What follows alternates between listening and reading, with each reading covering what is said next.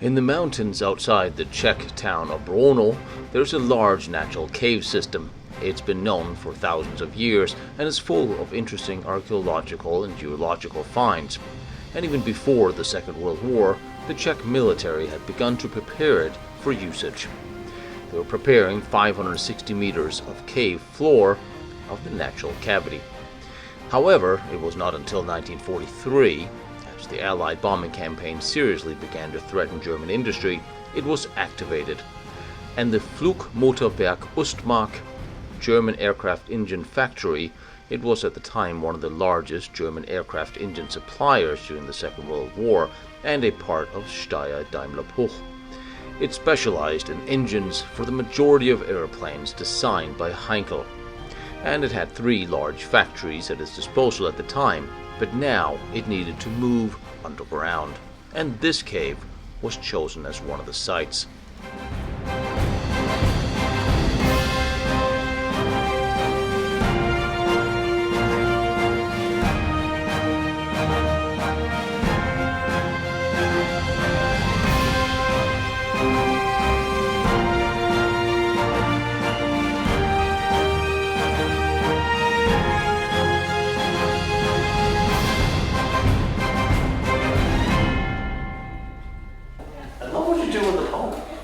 Okay, that was a bigger than I thought it would be. So this is the original entrance from the atomic shelter. Yeah. Oh. This is from Czechoslovakia army, and this is entrance to the cave, to the storage of food. Okay, so and not to and the bunker, fuel. but to the. Yes, yeah, yes, yeah. yes, Okay, yes, okay, yes. okay. So was there an emergency exit from the bunker? Yes. You have the main door, and then there's. Yes, yes, yes. Okay. The northern entrance is still there today, enclosed by a concrete wall, and due to its size and the natural protection against air attacks, it was a suitable place to build an underground factory. First, the original surface, which sloped to the south, began to be leveled. From the upper entrance to the southern, there was a 7-meter difference in the flooring. So the cave floor was lowered by between 0.5 to 3.5 meters. They also blasted an additional 4,500 cubic meters of hard rock. And a 1 meter wide, 1.5 meter deep underground trench was dug into the rock for the distribution of water supplies and heating.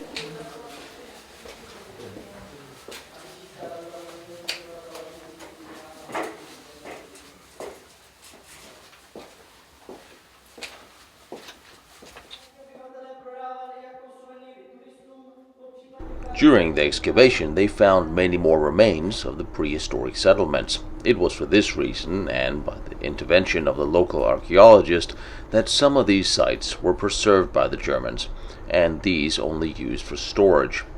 And the recurring flooding of parts of the natural cave also hindered the full development of the site. However, it was put to use. The cave was whitewashed with lime, and the floor was covered with 20 centimeters thick layer of concrete.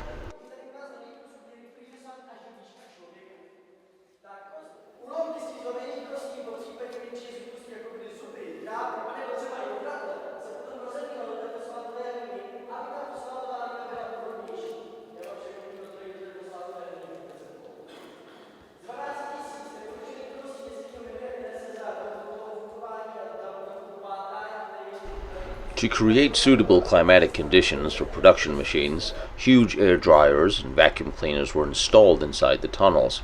Nets and tar sheets were fixed to the ceiling of the cave to protect the workers and machines from dripping water and falling debris. There was a barrack camp, and bathrooms were located by the road. Machinery was installed in the rear sections of the cave: metalworking machines, milling machines, grinders, lathes, drills, etc. The remains of the mounts for these machines are still partially preserved in the cave. The factory worked in 2 shifts, 6 days a week, with no exceptions, except on Sundays, where the some 1,200 workers, mostly Czechs, had the opportunity to go home and return on the following Monday morning.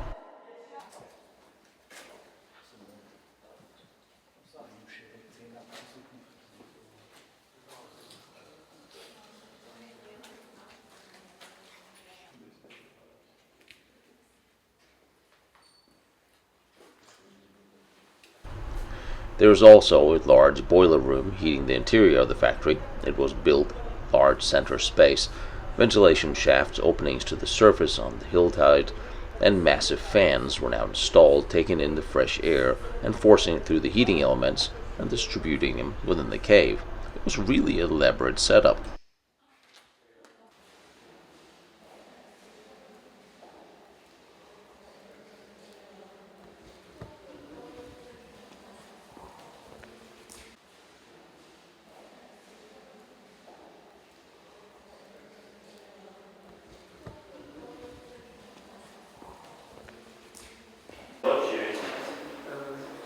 This was Germany heating room. That was the heating room. Yes. So these were the water pipes, or the It's exhaust from engine. Yeah. But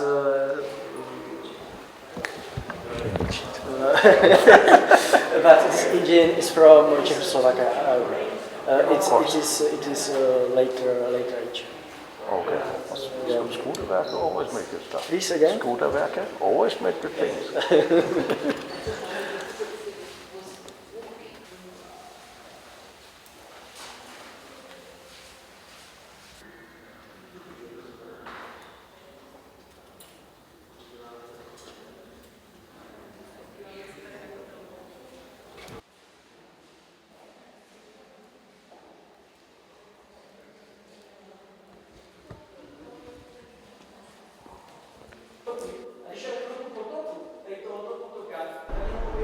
Now, there were small acts of sabotage that could not be prevented. Employees would subtly boycott their work or throw sand in the machinery. Secretly, they would bring gasoline out of the cave. Sometimes gasoline cans were filled and hoisted out through the boiler room cave chimney. There was a shortage of fuel, of course, during the war, so this wasn't optimal for black market. Also, that would mean that the machines using fuel now diluted with water to cover this up, so most of the pumps were filled with this mixture was unable to operate, which also hampered production, of course. Now, irregularly but quite frequent inspections were carried out by the SA or the Gestapo, and several people were arrested. However, in the end, none of them were charged or punished.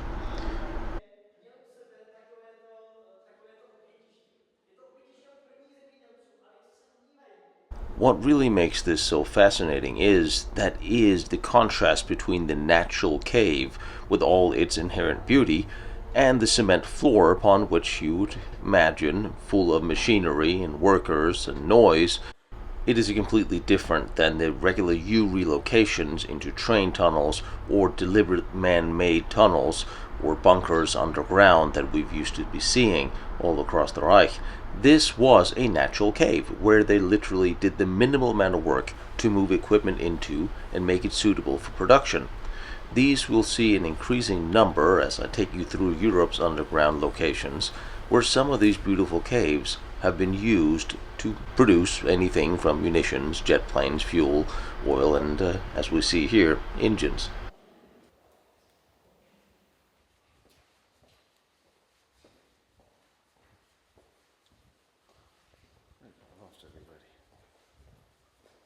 As the war turned against Germany and the front came closer to the complex, the standard evacuation orders of ARLC, Auflockerung, Raumung, Lahmung und Zerstörung, suppression, evacuation, paralysis, and destruction, was set in motion. The German plants, warehouses, and other military facilities that now found themselves under direct enemy threat were to be immediately destroyed during the retreat.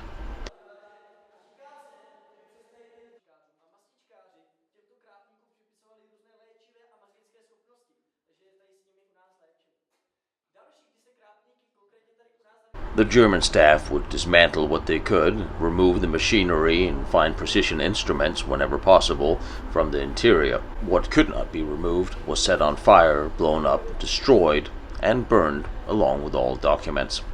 And after that, the entire factory building was locked or sealed by the German staff that now drove away with the keys, actually. As the Russians arrived in 1945, they found some of the cave entrances blown. they handed him over to the Czech army. And over the next following years, the site was somewhat looted further, more fires ravaged the place, but some preservation efforts were made since it was a historically known cave. But mostly it was used for storage up until the early 1960s, where the Czechoslovak army moved in and rebuilt the old factory, turned it into a nuclear-proof military shelter and a backup command post for the Czech armed forces. They used this for the following decades.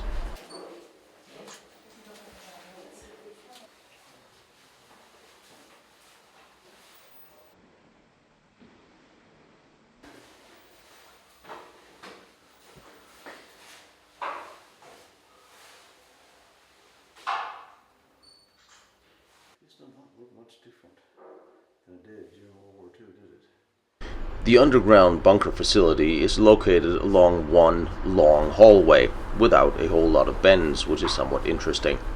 It had its own independent power plant, of course, airlocks, decontamination chambers, air decontamination, air exchange equipment, survival stores, foods and supplies for between 30 to 60 days. But judging from the chemical toilets and the rudimentary setup sink and wash system, it is not an elaborate, in-depth bunker for long-time usage and survival. From 1954 until 1989, the army was now known as the Czechoslovak People's Army. Although formed in 1945, it then included both Soviet and British-equipped and trained expat troops. The Western soldiers was purged after 1948 when the communists took power in Czechoslovakia. The army also offered no resistance to the invasion mounted by the Soviets in 1968 in reaction to the Prague Spring Uprising. The army was then extensively reorganized by the Soviets following the reimposition of communist rule in Prague. Czechoslovakia was one of the pillars of the Soviet Union, with approximately 200,001 personnel on active duty, where about 72% served in the ground forces with the army. About 100,000 of these were conscripts. Sleeping quarters. But this was built after the war, of course.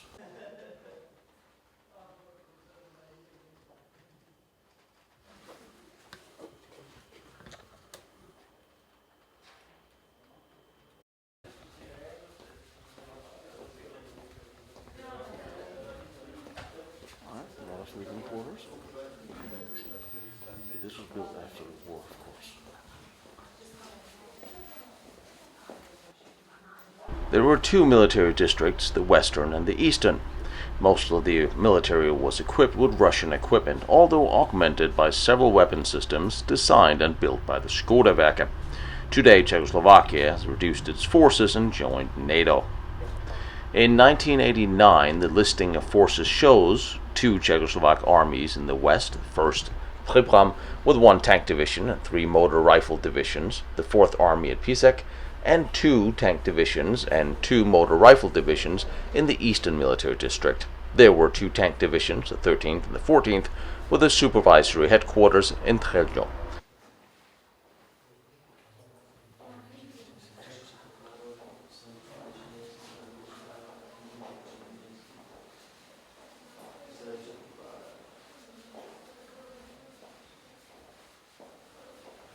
Nicely set up. People did a good job of this. But the whole shelter is set up in one long corridor where you had all various rooms for medical, including into the Jones now. Secure map room. It also housed the troops and staff, had phones and teleprinter connections for command and control. This site was labeled as a top-secret site of special importance, including a large area above ground which was controlled and guarded by the army all the way up until 2001, when it was decommissioned from the state and combat readiness and unclassified.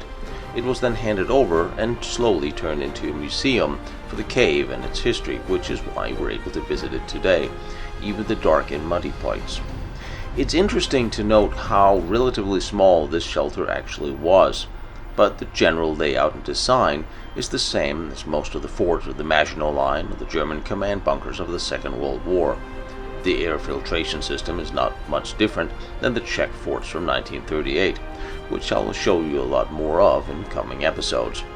But this is the first real production site I can show you which was built into a natural cave, fully utilizing the cave more so than blasting and building new construction. And it was something that we're going to see in future episodes in a much larger scale for large production of jet aircrafts, especially in Austria.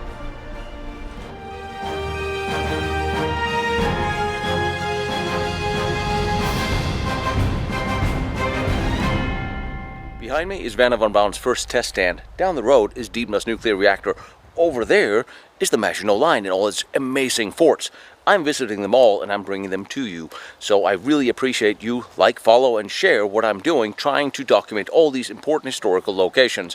And if you feel like you want to watch more pictures or documents that I use for these, go to lostbattlefields.com. And if you feel like helping me out with my travels, because gasoline and travel and airfare is expensive, my PayPal is there, protectionserviceint.com. You are more than welcome, but you don't have to. I appreciate all your support and all your help, and I love seeing these locations, and I love bringing them to you.